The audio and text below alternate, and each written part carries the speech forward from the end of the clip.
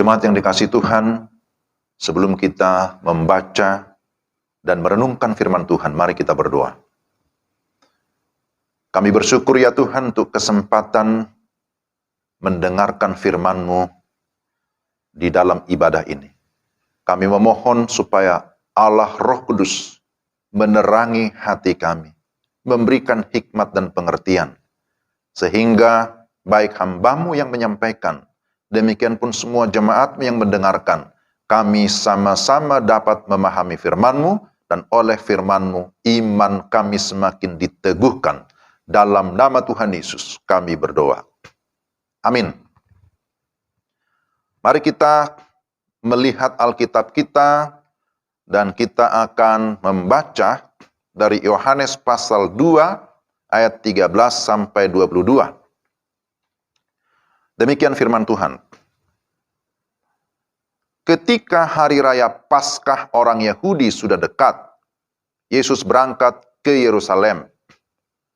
Dalam bait suci didapatinya pedagang-pedagang lembu, kambing domba dan merpati, dan penukar-penukar uang duduk di situ. Ia membuat cambuk dari tali, lalu mengusir mereka semua dari bait suci, dengan semua kambing domba dan lembu mereka. Uang penukar-penukar dihamburkannya ke tanah, dan meja-meja mereka dibalikkannya. Kepada pedagang-pedagang merpati ia berkata, "Ambil semuanya ini dari sini. Jangan kamu membuat rumah Bapakku menjadi tempat berjualan."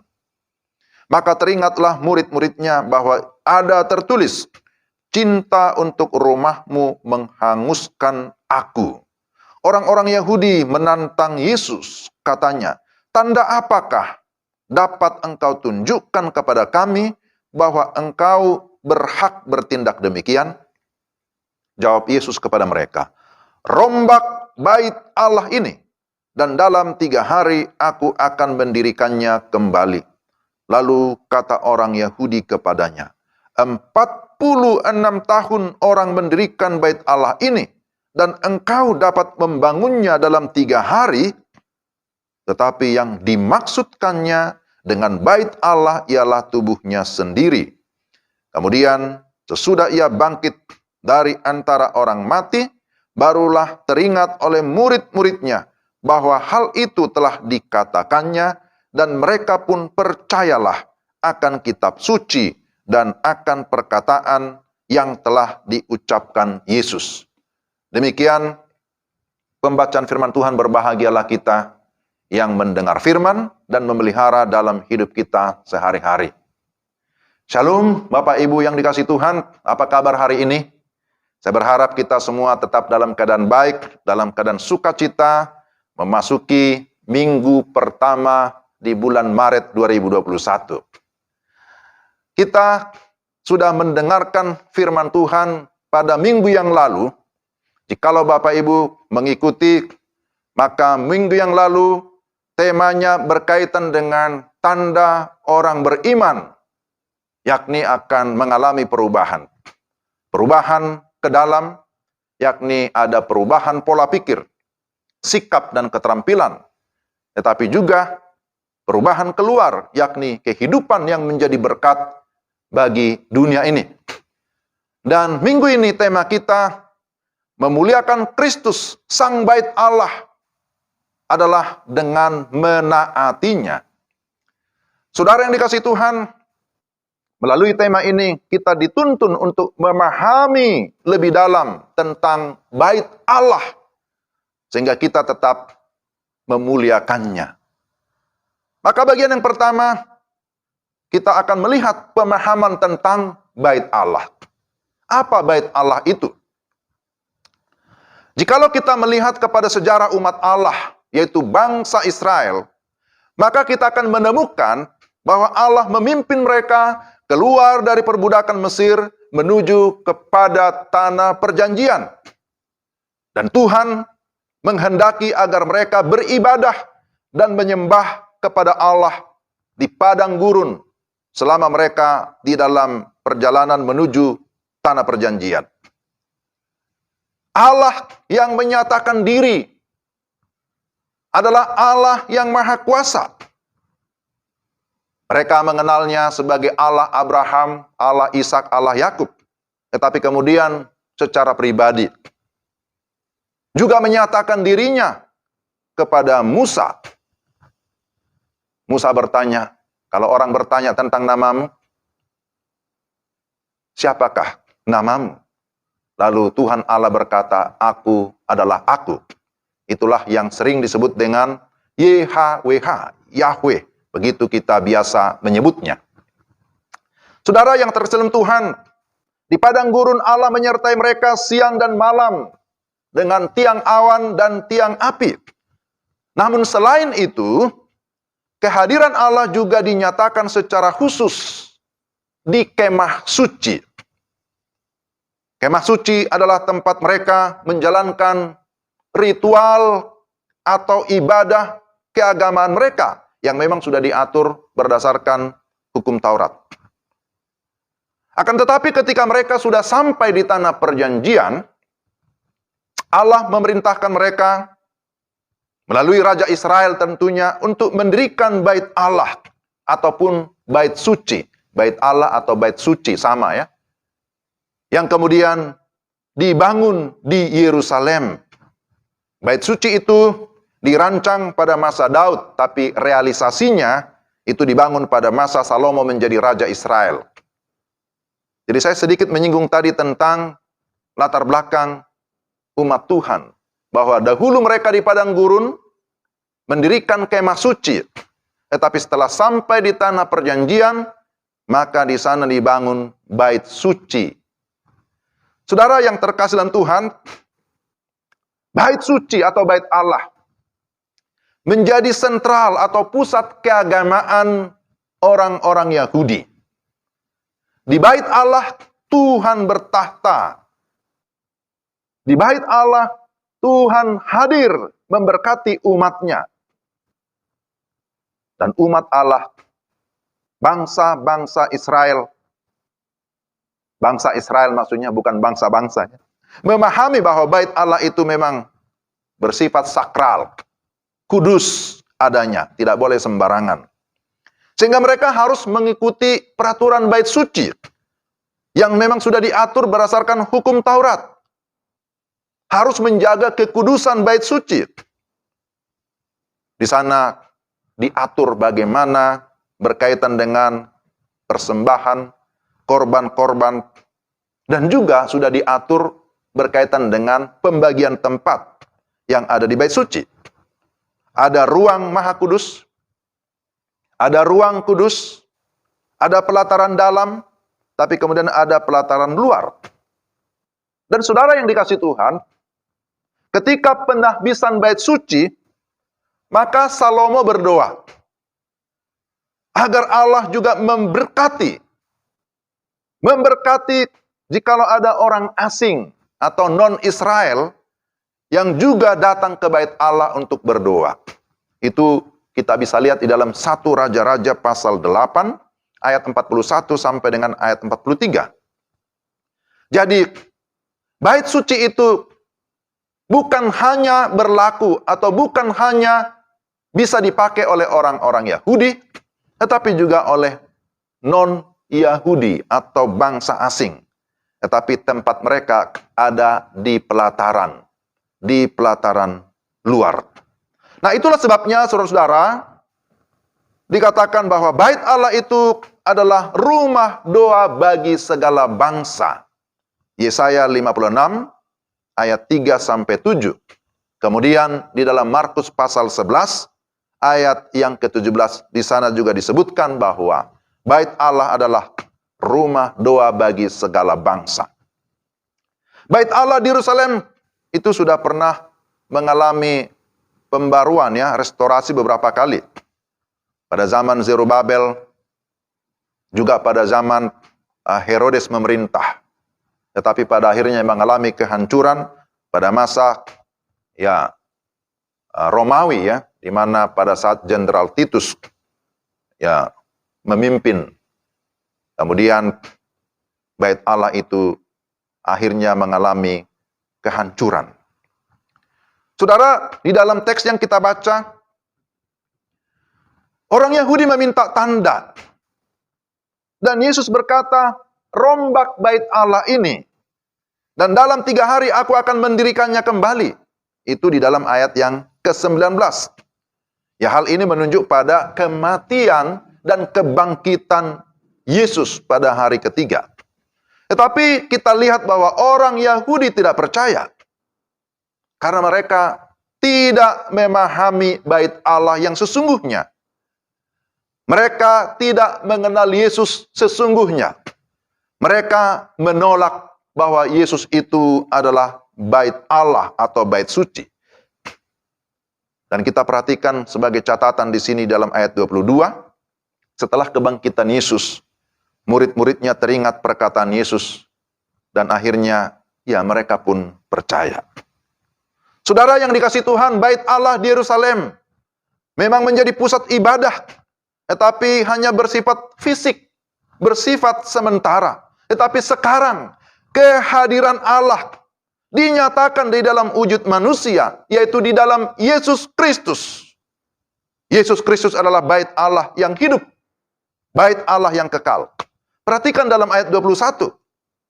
Ayat 21, tetapi yang dimaksudkannya dengan bait Allah ialah tubuhnya sendiri.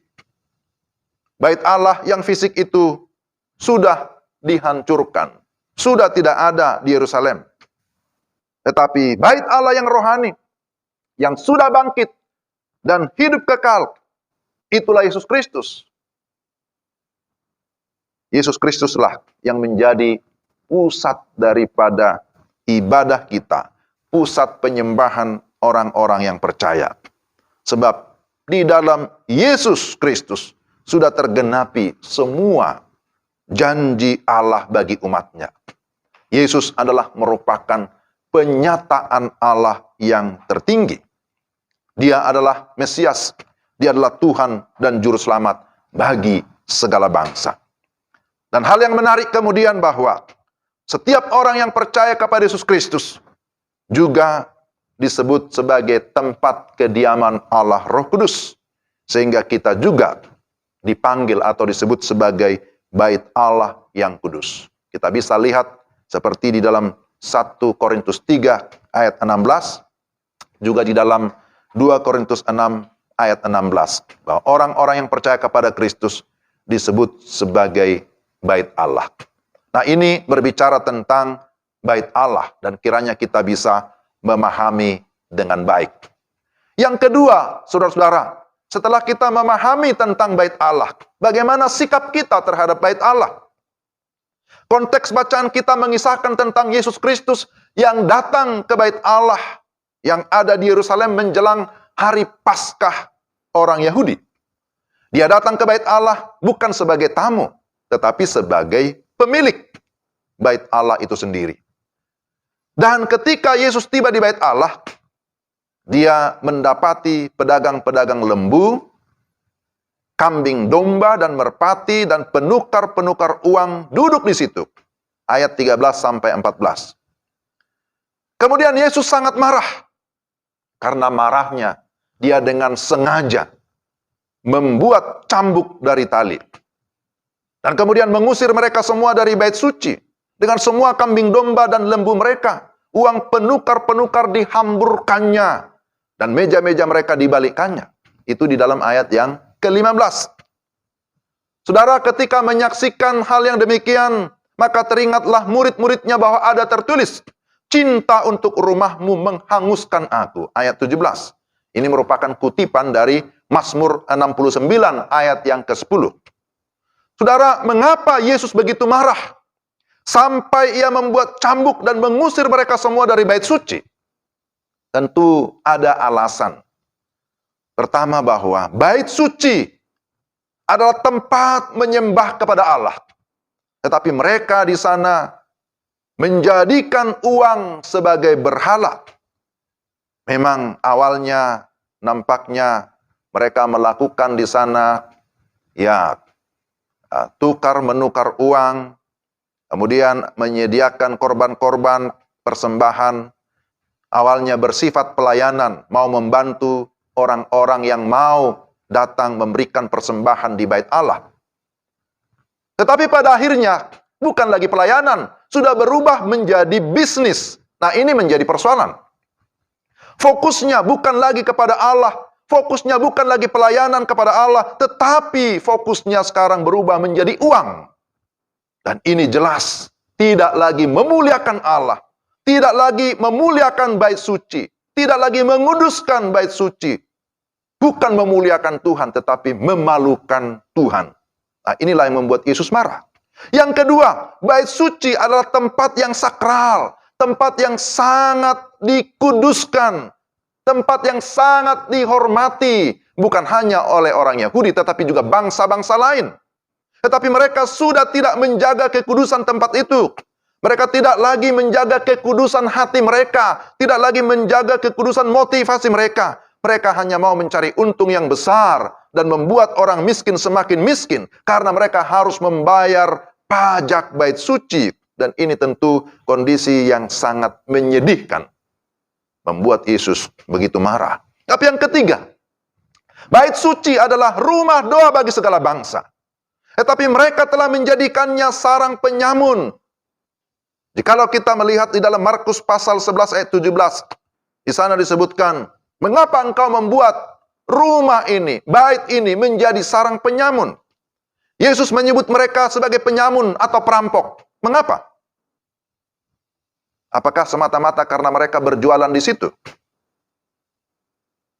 Mereka disebut sebagai penyamun karena mereka menguasai semua pelataran bait Allah, dipakai untuk berjualan, untuk kepentingan diri mereka sendiri, yang seharusnya tempat itu bisa dipakai oleh bangsa-bangsa lain yang mau beribadah, yang mau berdoa kepada Allah. Tetapi apa yang terjadi? Mereka tidak memberi ruang atau kesempatan kepada bangsa lain untuk datang kepada Allah. Nah, ini adalah sesuatu yang bertentangan dengan misi Yesus. Bukankah Yesus itu datang untuk segala bangsa? Bukankah rumah doa itu dikatakan rumah doa bagi segala bangsa? Tetapi mereka menghalang-halangi orang untuk datang ke bait Allah. Atau dengan kata lain, mereka menutup akses bagi bangsa-bangsa lain. Dan ini adalah tentu satu kejahatan. Itulah sebabnya Yesus begitu marah dan menyebut mereka sebagai perampok ataupun penyamun. Mereka tidak mengasihi bangsa-bangsa lain. Mereka tidak mau berbagi. Mereka tidak peduli kepada orang lain. Mereka hanya mementingkan diri mereka sendiri. Itu sama saja artinya bahwa mereka tidak menghormati Allah. Mereka tidak lagi menghormati firman Allah yang sudah disampaikan sejak zaman perjanjian lama. Sejak masa Salomo memerintah menjadi raja di Israel. Dengan demikian, itu juga berarti bahwa mereka tidak menghormati Yesus sama sekali. Tetapi sebaliknya mereka menolak Yesus yang datang dan menyatakan diri sebagai bait Allah yang hidup dan yang berkuasa. Saudara-saudara yang terkasih dalam Tuhan, apa yang merupakan kesimpulan dan aplikasi bagi kita? Bait Allah secara fisik atau bangunan di Yerusalem memang sudah tidak ada. Namun bait Allah yang sejati, yaitu Yesus Kristus, kekal adanya. Yesus datang ke dunia menyatakan kehadiran dan kekuasaan Allah. Sebab memang dia adalah anak Allah. Artinya bahwa dia adalah Allah itu sendiri. Dia bukan hanya manusia biasa. Tetapi sekali lagi, Yesus adalah Allah. Gereja atau orang percaya yang disebut sebagai bait Allah sudah dikuduskan melalui penebusan yang dikerjakan oleh Yesus di atas kayu salib. Maka karena itu kita harus hidup di dalam kekudusan. Menjadikan Yesus Kristus sebagai pusat kehidupan kita. Dia adalah Tuhan. Dia adalah teladan dalam kehidupan kita. Tetapi sekaligus dia adalah tujuan dari seluruh kehidupan kita. Kita hidup untuk memuliakan dia. Dengan cara bagaimana? Dengan cara menaati kehendaknya. Dengan cara menaati firman-Nya. Kehendaknya adalah supaya kita menyembah dia. Kehendaknya adalah supaya kita melayani dia. Kehendaknya adalah supaya kita mengasihi dia dengan segenap hati, tetapi juga mengasihi sesama dengan segenap hati seperti diri sendiri. Amin. Itulah yang Tuhan mau. Menaati dia sebagai bait Allah menaati Dia sebagai Tuhan, maka kita harus menjadikan Dia sebagai prioritas utama di dalam kehidupan kita. Ada pengakuan bahwa tanpa Kristus, aku tidak bisa berbuat apa-apa. Ada kesadaran, ada pengakuan bahwa di luar Kristus, aku tidak mungkin bisa berbuah. Bahwa tanpa Kristus, aku binasa. Oleh sebab itu, mari kita hidup memuliakan Dia dengan cara kita menaati amanatnya, menaati perintahnya. Firman Tuhan berkata sebagaimana tadi di dalam petunjuk hidup baru. Karena kita adalah bait Roh Kudus, kita adalah bait Allah. Maka mari kita memuliakan Dia, memuliakan Allah dengan segala sesuatu yang ada pada kita. Memuliakan Dia dengan harta yang Tuhan berikan kepada kita, jangan egois. Memuliakan Dia dengan segala talenta atau karunia-karunia rohani yang Tuhan berikan kepada kita. Memuliakan Dia dengan tubuh kita. Memuliakan Dia dengan roh kita. Memuliakan Dia dengan totalitas kehidupan kita. Hanya Dia yang layak dimuliakan. Dialah yang layak untuk ditinggikan. Sekali lagi, mari kita memuliakan Dia dengan cara kita taat kepada kehendak-Nya, memberitakan nama-Nya, atau memberitakan amanat-Nya, memberitakan Injil kepada segala suku bangsa, supaya orang-orang lain juga bisa mengenal Yesus Kristus. Dialah bait Allah yang sejati. Dia adalah Tuhan dan penyelamat satu-satunya. Dialah Sang Pemilik kehidupan kita yang berkuasa atas seluruh kehidupan kita. Sekarang, bahkan sampai selama-lamanya. Amin. Mari kita menundukkan hati kita. Kita mau berdoa, mengucap syukur untuk firman Tuhan yang kita bisa dengarkan hari ini. Tuhan, terima kasih. Firman-Mu meneguhkan iman kami.